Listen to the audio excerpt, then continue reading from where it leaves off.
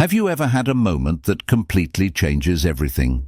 You know, one of those ordinary afternoons that, in hindsight, feels like the dividing line between your past and your future. Well, for me, it happened one quiet day when I thought I was alone, but I couldn't have been more wrong. It all started like any other day.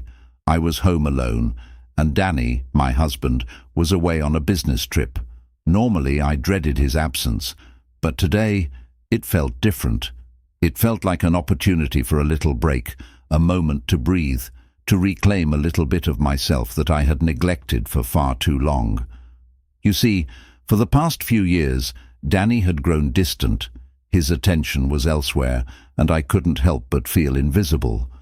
So, whenever he was gone, I relished the chance to have some time to myself. The solitude was almost like a reward for all the years of feeling unnoticed.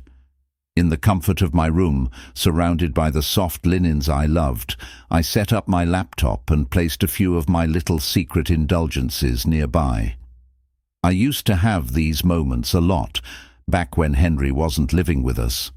Henry, Danny's son from his first marriage, had recently returned from university, and now these moments of quiet were harder to come by. The first time I met Henry, I was taken aback by how tall he was, how intense his gaze could be. He had sharp features, and his eyes seemed to pierce right through me. But that was just a fleeting thought. I had brushed it off as nothing. After all, he was Danny's son. I knew he was out with his friends, and I wouldn't see him until evening, so I thought it was safe to enjoy a moment alone. What I didn't realize was that I hadn't fully latched the door, and what was supposed to be a quiet escape quickly spiraled out of control. I was just getting comfortable when Henry walked in. The few seconds when our eyes met felt like an eternity. I tried to hide the items in my hands, but it was too late. The sounds from my laptop had already reached his ears, and his eyes widened with shock. I froze. I couldn't cover myself. I couldn't turn off the laptop. I was trapped in this moment of humiliation. My heart pounded in my chest, almost as if it was about to burst. But there was something more in his expression, something I couldn't ignore. It wasn't just shock. There was curiosity, yes, but also something deeper, a kind of pull, maybe even desire. I had never seen Henry look at me like that before, and that feeling, that look, made me realize something I'd been avoiding for too long. Henry stepped back, stammering, I should have knocked." His voice was shaky, but deep, and with that, he backed away, his eyes still on me.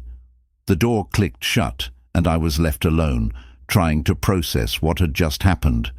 I collapsed onto my bed, burying my face in my hands. I couldn't understand it. How had things gotten so out of hand? I was 42 years old, and Danny's son, my stepson, had just seen me like that. My mind kept replaying the look in his eyes, over and over. The more I thought about it, the more a strange warmth spread through me. It was wrong, right? But somehow I couldn't stop thinking about it.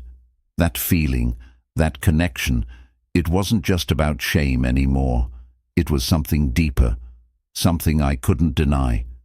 I had noticed Henry's attention before, the way he looked at me, the quiet way he seemed interested, but I always brushed it off. I convinced myself it didn't mean anything, until that day.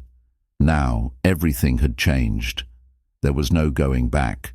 For 3 days, I thought Danny would be gone on his trip, and it would just be me and Henry here in the house. I had no idea how I was going to face him, but deep down, alongside the fear of what might come, there was an undeniable thrill. Forbidden, dangerous, impossible to ignore. I thought it would end there, that it was just an accident. But little did I know, it was only the beginning. Day 2. The tension builds. The next day, I didn't see Henry at all. The silence between us was deafening. It was as though we were both pretending nothing had happened, but the energy in the house was different. The air felt charged, like something was simmering just beneath the surface. I had a hard time sleeping the night before, and the next day dragged on in silence. Henry stayed mostly in his room, and I kept to myself, trying to distract myself from the storm brewing inside me. By the evening, I decided to take a shower. I needed to relax, to push the thoughts of the previous day out of my mind. The warm water was soothing, and for a few minutes I allowed myself to forget. But then, the lights flickered and suddenly went out. The bathroom was plunged into complete darkness. For a moment, panic set in. I quickly turned off the shower, wrapped myself in a robe and hurried into the hallway. That's when I heard his voice. "Emma, are you okay?" It was Henry.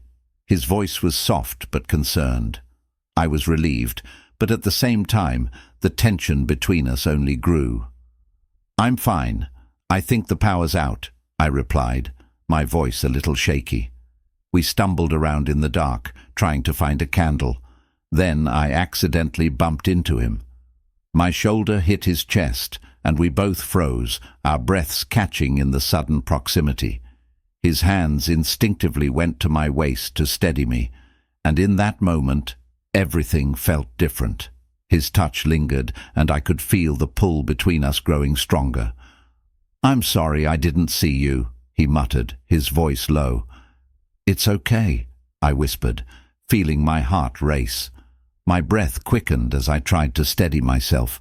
His gaze never left mine, and I couldn't help but feel the magnetic attraction building between us. Just then, the lights flickered back on, and we both jumped back, startled. Henry quickly moved to the breaker box, pretending to check it. But we both knew this wasn't just a power outage. The tension was real. Later that evening, Henry finally spoke the words that had been hanging in the air since that afternoon. "Emma, we need to talk." My heart skipped a beat. I knew this conversation was coming. I couldn't avoid it any longer. Sitting across from Henry in the living room, the silence felt suffocating. He started, his voice gentle but firm. "Emma, I'm sorry for what happened yesterday. I shouldn't have looked, but I couldn't stop myself." I nodded, my face flushing with embarrassment, but deep down, I wasn't just embarrassed. There was something else, something I couldn't put into words. "It's just, everything has felt so strange lately," I murmured, trying to avoid his gaze. Henry leaned forward, his eyes soft but intense. "What's strange isn't you, Emma. What's strange is Danny, his distance, his indifference. You don't deserve that." His words hit me harder than I expected. I had tried to ignore the growing distance between me and Danny, but hearing Henry say it so plainly made it impossible to pretend anymore. I felt a tear slip down my cheek, but Henry wiped it away gently.